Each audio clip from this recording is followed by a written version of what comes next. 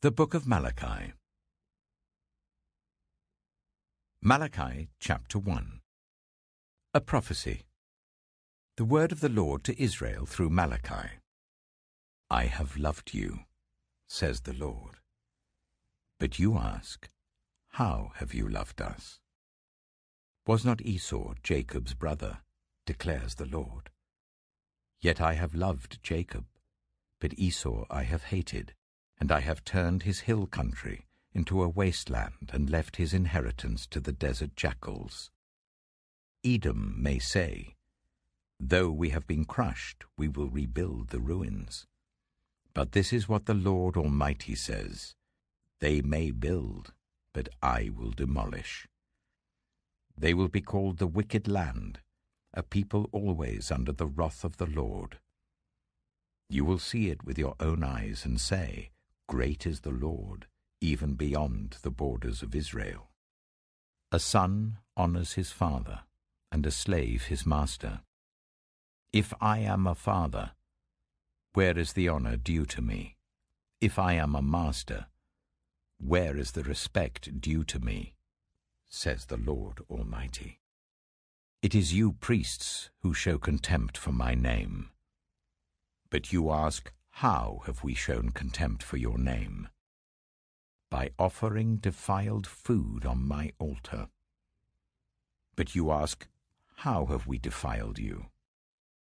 By saying that the Lord's table is contemptible. When you offer blind animals for sacrifice, is that not wrong? When you sacrifice lame or diseased animals, is that not wrong? Try offering them to your governor.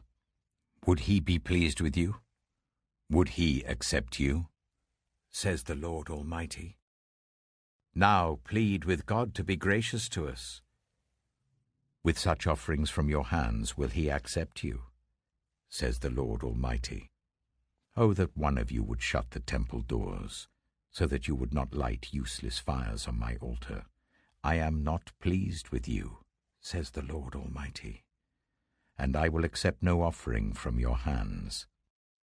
My name will be great among the nations, from where the sun rises to where it sets.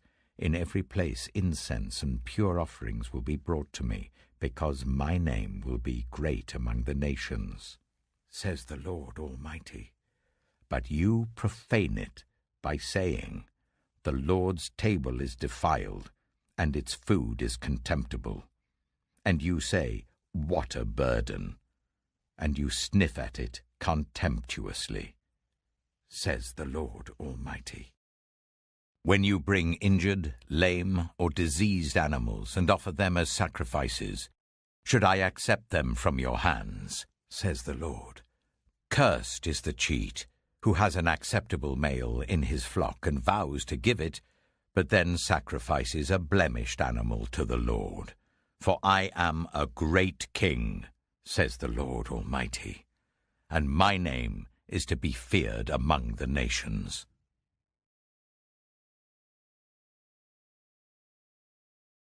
Malachi chapter 2. And now, you priests, this warning is for you.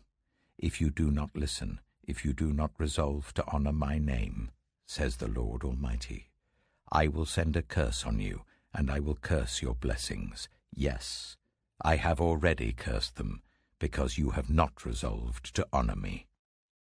Because of you I will rebuke your descendants. I will smear on your faces the dung from your festival sacrifices, and you will be carried off with it. And you will know that I have sent you this warning, so that my covenant with Levi may continue, says the Lord Almighty.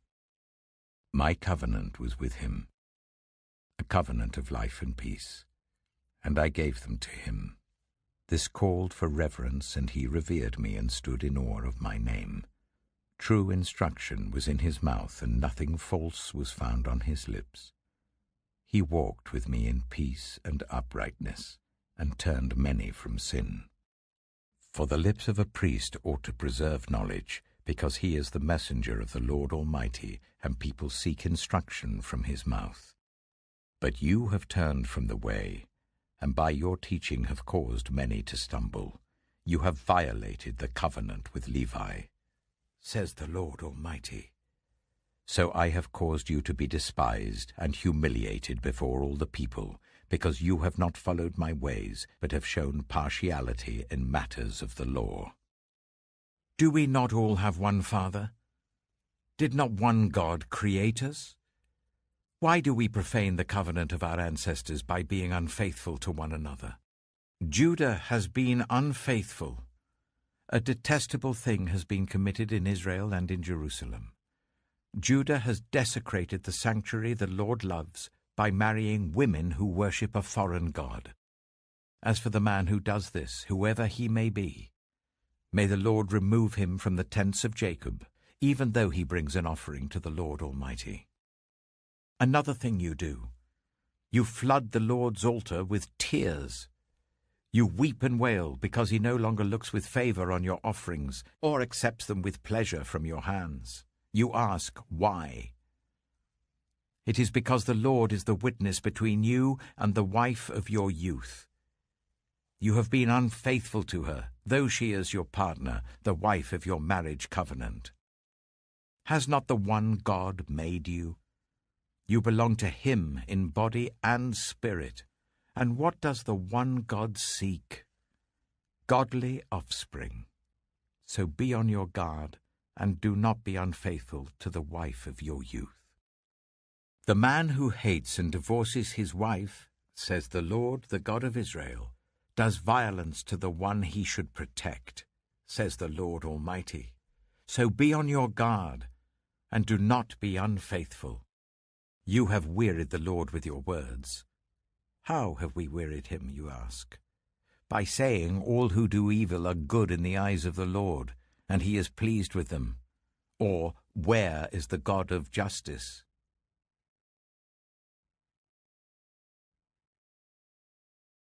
Malachi chapter 3. I will send my messenger, who will prepare the way before me. Then suddenly the Lord you are seeking will come to his temple. The messenger of the covenant whom you desire will come, says the Lord Almighty. But who can endure the day of his coming? Who can stand when he appears? For he will be like a refiner's fire or a launderer's soap. He will sit as a refiner and purifier of silver. He will purify the Levites and refine them like gold and silver. Then the Lord will have men who will bring offerings in righteousness, and the offerings of Judah and Jerusalem will be acceptable to the Lord, as in days gone by, as in former years. So I will come to put you on trial. I will be quick to testify against sorcerers, adulterers, and perjurers, against those who defraud laborers of their wages, who oppress the widows and the fatherless, and deprive the foreigners among you of justice. But do not fear me, says the Lord Almighty. I, the Lord, do not change. So you, the descendants of Jacob, are not destroyed. Ever since the time of your ancestors you have turned away from my decrees and have not kept them. Return to me, and I will return to you, says the Lord Almighty. But you ask, how are we to return? Will a mere mortal rob God? Yet you rob me. But you ask, how are we robbing you? In tithes and offerings. You are under a curse, your whole nation, because you are robbing me. Bring the whole tithe into the storehouse, that there may be food in my house. Test me in this, says the Lord Almighty, and see if I will not throw open the floodgates of heaven and pour out so much blessing that there will not be room enough to store it. I will prevent pests from devouring your crops, and the vines in your fields will not drop their fruit before it is ripe, says the Lord Almighty. Then all the nations will call you blessed, for yours will be a delightful land, says the Lord Almighty. You have spoken arrogantly against me, says the Lord. Yet you ask, what have we said against you? You have said, it is futile to serve God. What do we gain by carrying out his requirements and going about like mourners before the Lord Almighty? But now we call the arrogant blessed. Certainly evildoers prosper, and even when they put God to the test, they get away with it." Then those who feared the Lord talked with each other, and the Lord listened and heard. A scroll of remembrance was written in his presence concerning those who feared the Lord and honored his name. "On the day when I act," says the Lord Almighty, "they will be my treasured possession. I will spare them just as a father has compassion and spares his son who serves him. And you will again see the distinction between the righteous and the wicked, between those who serve God and those who do not."